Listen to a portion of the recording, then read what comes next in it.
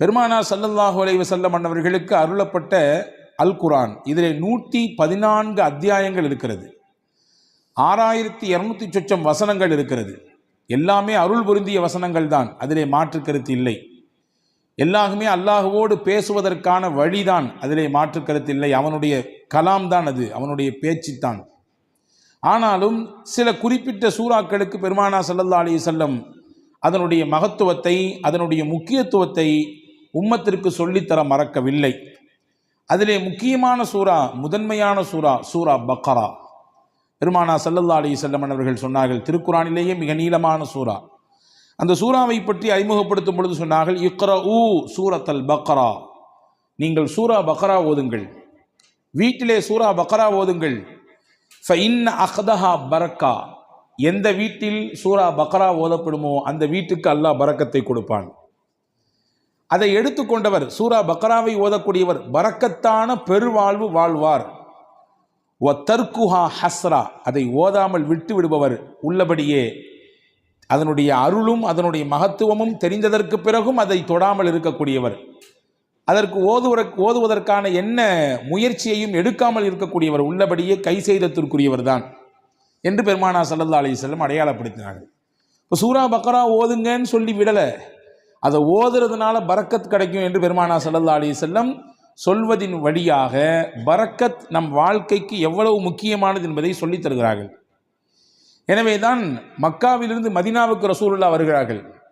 ஹிஜ்ரத் என்ற பயணத்தின் ஊடாக மக்காவில் ஏகதேசம் வாழ்வின் 80% கழிந்து போனது.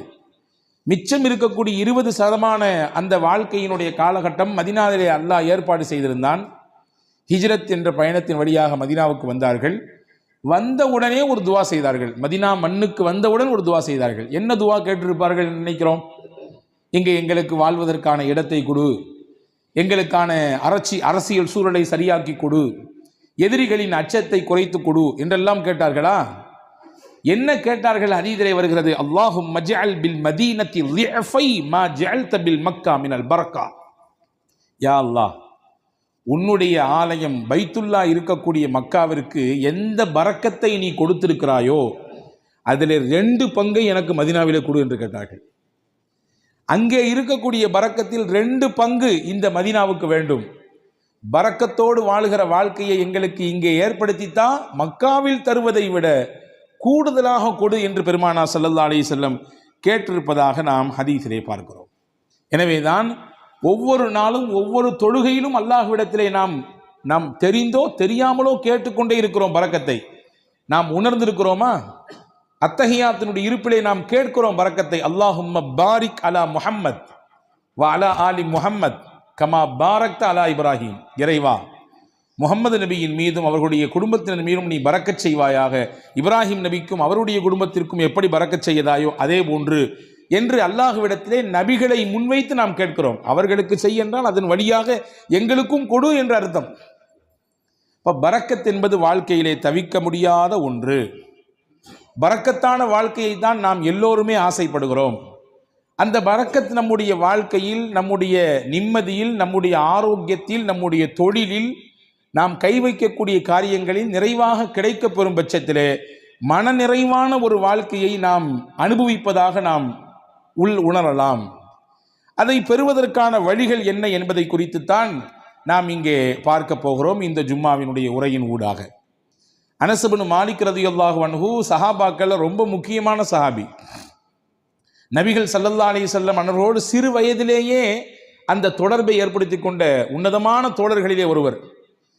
ரசூல் ஸல்லல்லாஹு அலைஹி வஸல்லம் மதீனாவுக்குள்ளே வரும்பொழுது எல்லாரும் கிஃப்ட் கொடுத்தாங்க ரசூலுல்லாஹ்க்கு. இந்த அம்மா அனஸ் ரலியல்லாஹுடைய தாயார், அவங்க பேர் உம்மு சுலைம் ரலியல்லாஹு தஆலா அன்ஹா.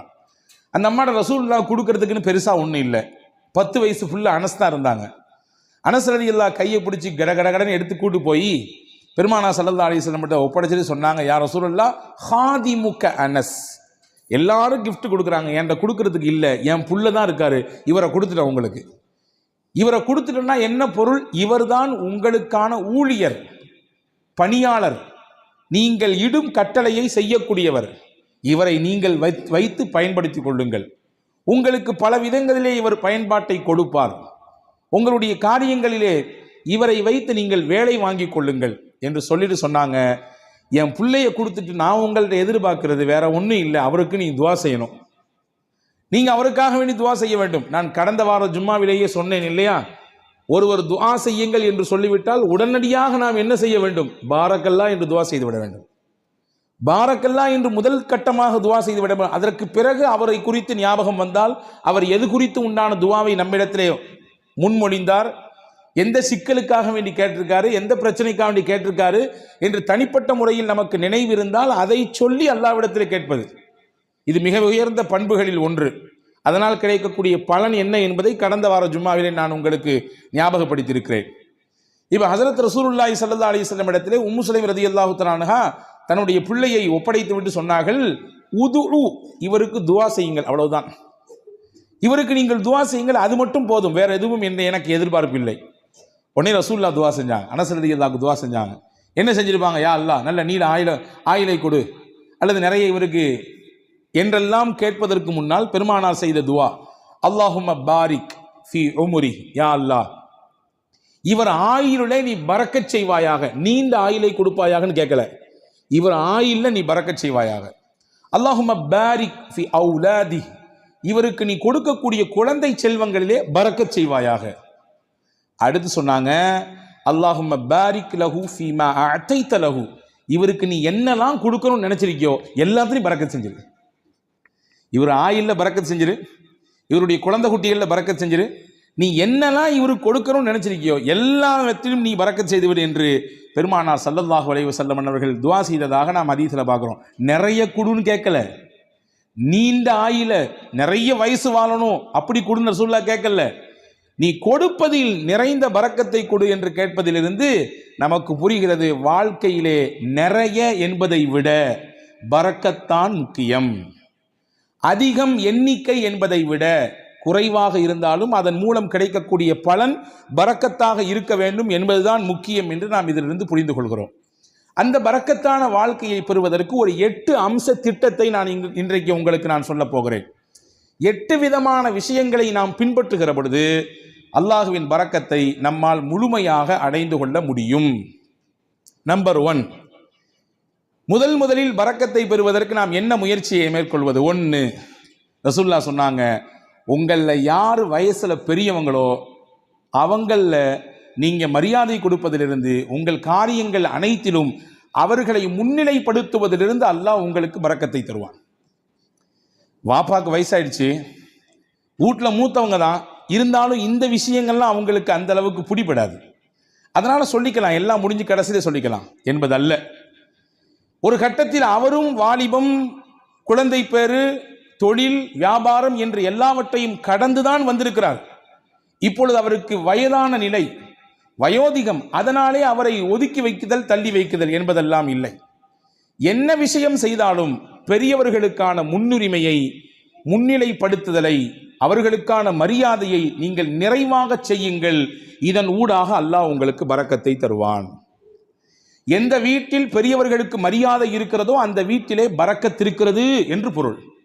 எந்த வீட்டில் பெரியவர்கள் உதாசீனம் செய்யப்படுகிறார்களோ, வயதிலே மூத்தவர்கள் வேண்டா வெறுப்பாலோ அவர்கள் பராமரிக்கப்படுகிறார்களோ, அவர்களின் பேச்சுக்கும் அவர்களுடைய ஆலோசனைக்கும் முன்னுரிமை கொடுக்கப்படாமல் தள்ளி வைக்கப்படுகிறார்களோ, புரிந்து கொள்ளுங்கள், அங்கே பரக்கத் எடுபடுகிறது என்று பொருள்.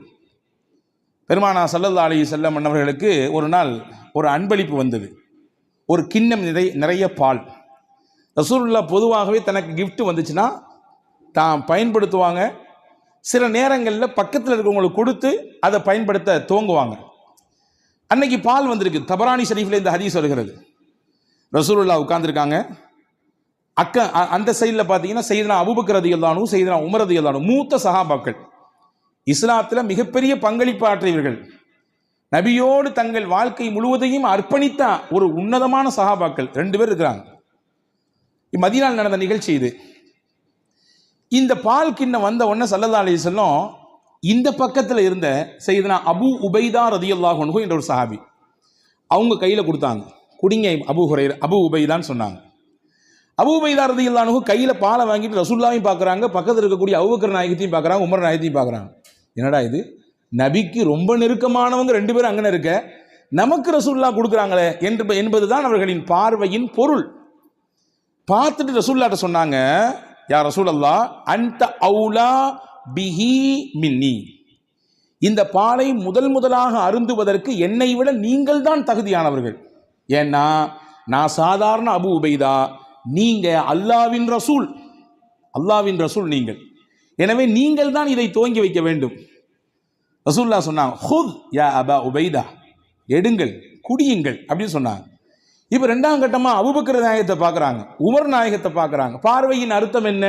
என்னை விட இஸ்லாமிய வருகையில் முதன்மையானவர்களாச்சே இவர்கள் எல்லாம், பங்களிப்பு செய்வதிலே முக்கியமானவர்களாச்சே இவர்கள் எல்லாம், அவங்க குடிச்சா நல்லா இருக்குமே என்ற பெருந்தன்மையான மனதோடு செய்தனா அபூ உபைதா ரலியல்லாஹு பார்க்கும் பொழுது ரசூலுல்லாஹ் அப்பவும் சொன்னாங்க, அபூ உபைதா நீங்க தான் குடிக்கணும், குடிங்கன்னாங்க.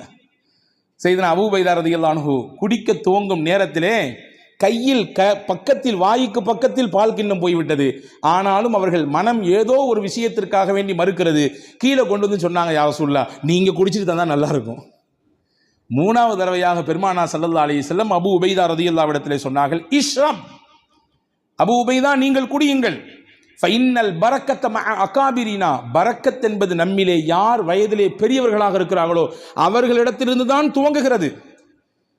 இங்கே இருக்கும் நபர்களிலேயே வயதால் பெரியவர் நீங்கள். என்னை விட, அபூபக்கர் ரலியல்லாஹு விட, உமர் ரலியல்லாஹு விட வயதால் மூத்தவர்கள் நீங்கள் குடிக்க வேண்டும். அங்கிருந்து பரக்கத் கிடைக்க வேண்டும். ஃபமல்லம் யர்ஹம் சகீரனா வலம் யுஜல்ல கபீரனா ஃபலைஸ மின்னா, நம்மிலே சிறியவர்கள் மீது இரக்கம் காட்டாதவர்கள், பெரியவர்களுக்கான மூத்தவர்களுக்கான கண்ணியத்தை தராதவர்கள் நம் வழியை சார்ந்தவர்கள் இல்லை என்று பெருமானார் ஸல்லல்லாஹு அலைஹி வஸல்லம் வார்த்தையோடு சொல்லி முடிக்காமல் அதை செயல்படுத்தியும் காண்பித்தார்கள். பரக்கத் எங்கிருந்து துவங்குகிறது? எந்த இடத்தில் மூத்தவர்களுக்கான மரியாதை இருக்குமோ, கண்ணியம் இருக்குமோ, அவர்களுடைய சொல்லுக்கான மிகச்சிறந்த அந்த புரிதலோடு அதை எதிர்கொள்ளக்கூடிய பக்குவம் இருக்குமோ, அங்கே பரக்கத்தும் இருக்கும். இதுக்கு நேர்மாறாக பெரியவர்கள் உதாசீனப்படுத்தப்படுவதும், அவர்களுடைய கண்ணியம் சீர்குலைக்கப்படுவதும், வேண்டா வெறுப்போடு அவர்களை அரவணைப்பதும் பராமரிப்பதும், அவர்களுடைய வார்த்தைகள் தூக்கி வீசப்படுகிற நிலையிலே வைக்கப்படுவதும் பரக்கத்தை எடுப்பதற்கான வழி என்று மார்க்கம் நமக்கு கற்றுத்தருகிறது. அப்போ முதல் விஷயம், 8 விஷயத்தில் முதல் விஷயம், பரக்கத்தான பெருவாழ்வு வாழ்வதற்கு மூத்தவர்களின் அந்த கண்ணியம் காக்கப்பட வேண்டும்.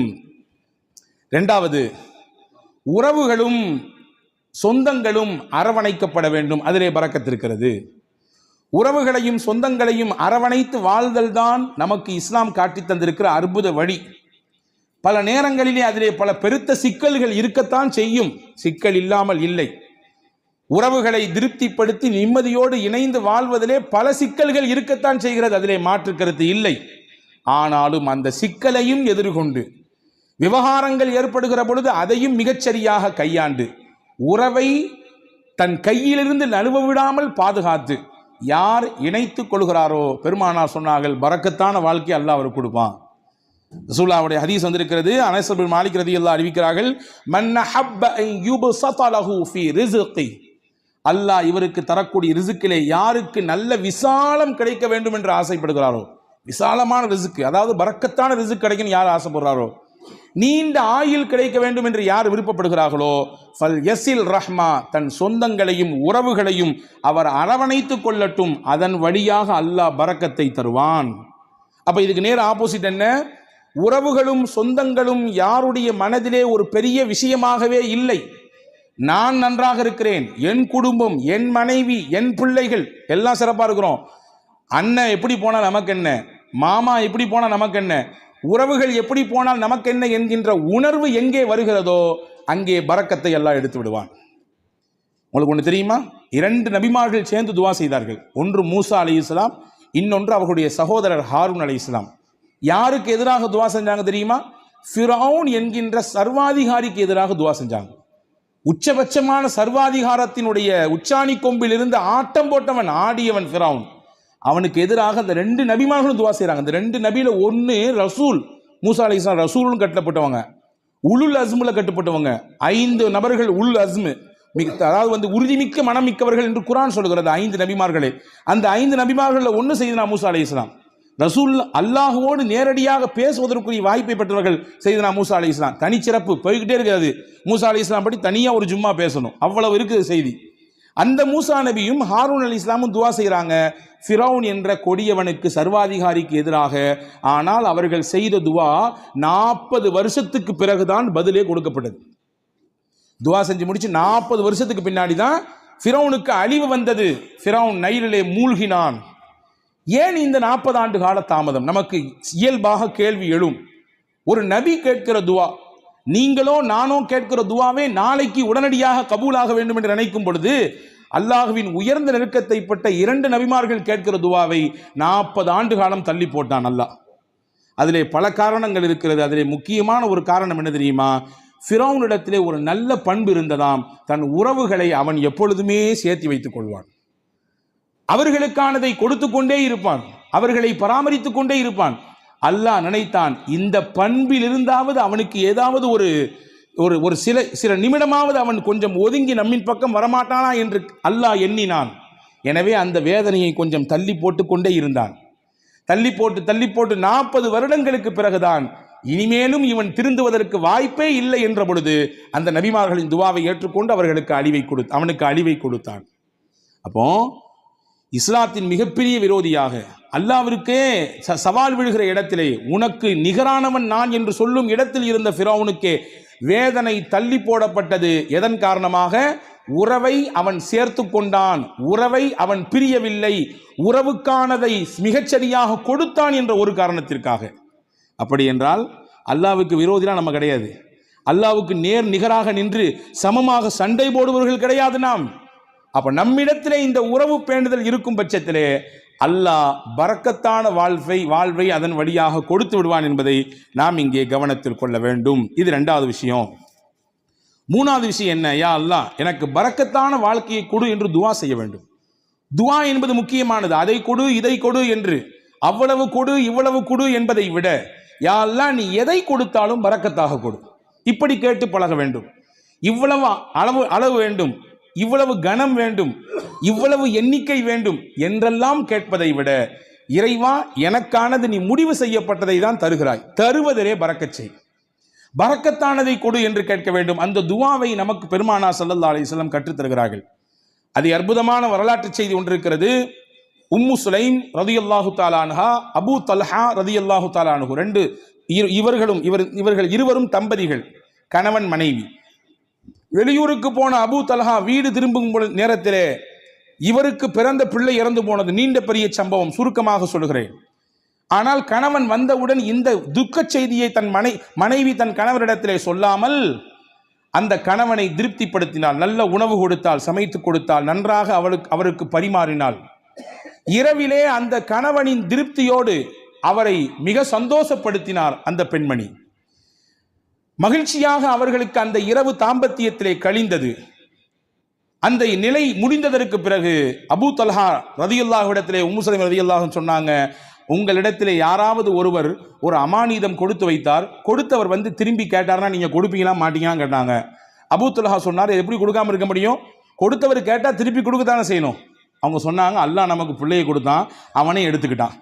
என்ன நிலை! இப்படி நான் வந்த உடனே இந்த செய்தியை சொல்லாம இப்படி நான் இப்பொழுது நான் அசுத்தமாக இருக்கும் நிலையில் இப்படி சொல்றியே, நாளை கால் நபி இடத்திலே நான் போவேன், இந்த செய்தியை சொல்லுவேன், என்ன ஏதென்று கேட்பேன் என்று ஹஸரத் அபூ தல்ஹா ரலியல்லாஹு அன்ஹு சொன்ன பொழுது மறுநாள் காலை விடிந்தது. நபி இடத்திலே போனார்கள், செய்தியை சொன்னார்கள். ரசூலுல்லாஹ் அங்கே ஒரு அழகான துவாவை செய்தார்கள். நேற்றிரவு நீங்கள் இருவரும் ஒன்று கூடினீர்கள், தாம்பத்திய உறவை வைத்துக் கொண்டீர்கள். அல்லாஹும்ம பாரிக் லகுமா ஃபீ காபிரி லைலத்திகுமா, நேற்றிரவு நீங்கள் கூடிய கூடுதலிலே அல்லாஹ் பரக்கத் செய்வானாக, உங்களுக்கு மிகச்சிறந்த பகரத்தை தருவானாக. எந்த பொறுமையோடும் எந்த அல்லாஹ்வின் நம்பிக்கையோடும் உங்கள் மனைவி அப்படியான ஒரு நிலையை மேற்கொண்டார்களோ அதற்கு பகரமாக அல்லாஹ் உங்களுக்கு பரக்கத் செய்வான், சிறந்த சந்ததியை தருவான் என்று துவா செய்தார்கள். வரலாற்றிலே வருகிறது, அங்கே இருந்து பிறந்த பிள்ளை வாழ்வாங்கு வாழ்ந்தார்கள், செழிப்பாக வாழ்ந்தார்கள். கல்வி, பொருளாதாரம், வாழ்க்கையின் மேல்தட்டில் இருக்கும் விதத்திலே, எல்லோரும் பார்த்து போற்றும் விதத்திலே அந்த பிள்ளைகளின் வாழ்க்கை எல்லாம் இருந்தது. இதற்கு மூல முக்கிய காரணம் நாயகத்தினுடைய துவா. இப்போ துவா செய்யணும், யா அல்லாஹ் நீ கொடுப்பதிலே எங்களுக்கு பரக்கத் செய்வாயாக, என்ன கொடுத்தாலும் பரக்கத்தாக கொடுப்பாயாக என்று துவா செய்ய வேண்டும். இது பரக்கத்தான வாழ்க்கைக்கான 3வது அம்சம். 4வது அம்சம் என்ன? நம்மிடத்தில் எது இருக்கிறதோ அதை பகிர்ந்து கொள்ள வேண்டும். பகிர்தலிலே பரக்கத்து இருக்கிறது. தனக்கும் மட்டும்தான் தன் குடும்பத்துக்கு மட்டும்தான் என்கின்ற குறுகிய மனப்பான்மையிலிருந்து வெளியே வர வேண்டும். எது இருந்தாலும் அதை பகிர்கிற அந்த பக்குவம் எந்த நபரிடத்திலே வருகிறதோ அல்லாஹ் தானாக பரக்கத்தை தருவான். ரசூலுல்லாஹி ஸல்லல்லாஹு அலைஹி வஸல்லம் ஹதீஸ் வந்திருக்கிறது, தஆமுல் வாஹிதி யக்ஃபிஸ் இஸ்னைன் வ தஆமுல் இஸ்னைனி யக்ஃபில் அர்பஆ. 2 நபருக்கான உணவு தான், ஆனால் 3 பேர் வந்துட்டாங்க. ஐயோ 2 பேர் தானே சாப்பாடு இருக்குது, 3வது நபர் வந்துட்டாரே என்று யோசிக்க வேண்டாம், விரிச்சு வைங்க, அவரையும் சேர்த்துங்க. அல்லாஹ்வின் ரசூல் சொன்னாங்க, 2 பேருக்கான உணவாக இருந்தாலும் நீங்கள் பகிர வேண்டும் என்ற சிந்தனைக்கு வந்துவிட்டால் அதை 3க்கும் போதுமானதாக அல்லாஹ் ஆக்கி விடுவான். 3 பேருக்கான உணவு தான், ஆனால் 5 பேர் இருக்கிறாங்க, 2 பேரை தள்ளி விடாதீங்க, இது பத்தாது, நமக்கே பத்தாது, யானை பசிக்கு சோள புரியா அப்படின்னு கேட்ட மாதிரிலாம் நம்ம கதை பேச வேண்டாம், சேர்த்திக்குங்க. ரசூல் சொன்னாங்க 3 நபருக்கான உணவு தான், நீங்கள் சேர்த்து ஷேர் செய்யும் பொழுது, அதிலே பகிர வேண்டும் என்ற எண்ணம் வரும் பொழுது அதிலே அல்லாஹ் 5 நபருக்கான பரக்கத்தை செய்து விடுவான். இது வாழ்க்கையிலே யாரெல்லாம் இந்த ஷேரிங்ல இருக்கிறாங்களோ அவங்க எல்லாம் கண்கூடாக பார்க்க முடியும், கண்கூடாக பார்க்க முடியும். ரசூலுல்லாவுக்கு ரொம்ப பிடித்த குடும்பம் ஒரு குடும்பம் இருந்தது, அல் அஷ்அரி. ரொம்ப பிடிக்கும் அவங்கள ரசூலுல்லாவுக்கு. எந்த அளவுக்குன்னா அவங்க என் குடும்பம் ரசூலுல்லா சொன்னாங்க. என் குடும்பம் அவங்க, என்னிலிருந்தும் அவர்கள், அவர்களிலிருந்தும் நான் என்று சொன்னார்கள். சஹாபாக்கள் ஒன்றும் புரியும், ஏன் இந்த குடும்பத்தை மட்டும் ரசூலுல்லாவுக்கு ரொம்ப பிடிக்குது? விவரத்தை கேட்டு போனா ரசூலுல்லாஹ் சஹாபாக்கள்கிட்ட சொன்னாங்க, அவங்கள்ட்ட ஒரு சிறந்த பண்பு இருக்குது. தாங்கள்கிட்ட எல்லாரும் ஒரு பயணத்தில் போனானா எல்லாரும் தனித்தனியாக சாப்பாடு கொண்டு வருவாங்க, யாராவது 1-2 பேருடைய சாப்பாடு சீக்கிரமாக தீர்ந்து போயிடும். நீண்ட தூர பயணம் என்பதினாலே அவர்களை அப்படியே கழட்டி விட்டுற மாட்டாங்க. நீங்கள் கொண்டு வந்து காலியாக போச்சா, அப்படித்தான் போச்சு, இப்போ இன்னும் 30 தூரம் இருக்குது, இன்னும் 500 கிலோமீட்டர் போனோம், அப்படித்தான் என்று விட்டு விட மாட்டார்கள். சாப்பாடு இல்லாதவர்களையும் சேர்த்து ஒரே இடத்தில் உட்கார வைத்து ஒரு பெரிய துணியை எடுத்து கொண்டு வந்த மொத்த சாப்பாடையும் அதிலே கொட்டி கலந்து இருப்பவர்களுக்கெல்லாம் பகிர்ந்து கொடுப்பார்கள். இந்த பகிர்தல் என் பண்பு, என்னுடைய குணம், அது அவங்கள்ட்ட இருக்கிறதுனால அவங்க எங்க குடும்பம் நாங்கள் ரசூல் ஸல்லல்லாஹு அலைஹி வஸல்லம். இப்போ பகிர்தல் இது பரக்கத்திற்கான பெரிய வழி. நம்மிலே எது இருக்கிறதோ அதை பகிர்ந்து கொள்வது. குடிப்பதற்கு இவ்வளவுதான் நீர், அதை பகிர்ந்து கொள்வது. உணவு இவ்வளவுதான் இந்த இடத்திற்கான விஷயம், பகிர்ந்து கொள்வது. எனக்கு மட்டும் வேணும், என் குடும்பத்துக்கு மட்டும் வேணும் என்று முன் தயாரிப்பு செய்து முன்னால் எடுத்து வைப்பதை விட இருப்பதை கொண்டு பகிர்வதனால் அல்லாஹ் பரக்கத்தை தருவான். இது 4வது வழி. 5வது பரக்கத்துக்கான முக்கியமான வழி, இன்னைக்கு நம்மள பல பேர் மறந்துவிட்ட விஷயம், சாப்பிடும் பொழுது எல்லாரும் சேர்ந்து உட்கார்ந்து சாப்பிடுங்க. நாங்கள் சொல்லலாம், எல்லாரும் சேர்ந்து உட்கார்ந்து சாப்பிடுங்க, தனித்தனியாக சாப்பிடாதீங்க. ஆனால் இன்னைக்கு காலப்போக்கில் வேக உலகத்தில் இருக்கிறோம் நாம், அதனாலே பல விஷயங்களை இழந்து விட்டோம். ஆனால் நம் முன்னோர்கள், நம்முடைய தாய் தகப்பன், நம் தாதி எல்லாம் நம்முடைய வீடுகளிலே சேர்ந்து தான் உட்கார்ந்து சாப்பிடுகிற வழக்கத்தை சொல்லி தந்திருக்கிறார்கள். இன்னைக்கு வரைய சில ஊர்களிலே கலன் சாப்பாடு என்று ஒன்று இருக்கிறது. ஒரே பிளேட்ல உட்கார்ந்து மொத்தமாக சாப்பிடுறது, ஒரே பிளேட்ல உட்கார்ந்து 4 பேர் 5 பேர், இதுவெல்லாம் நிகழ்ச்சிகளுக்கு என்பதை தாண்டி சாதாரணமாக இயல்பாக அன்றாட சாப்பாடு அப்படி சாப்பிடுகிற பழக்கம் இன்னைக்கும் சில ஊர்களிலே இருக்கிறது. ஆனால் கால ஓட்டத்தில் அதெல்லாம் நம்ம விட்டுட்டோம். ஒரே வீட்டில் இருக்கிறோம், 5 பேர் தான் இருக்கிறோம், 5 பேரும் 5 டயத்தில் சாப்பிட்றோம்.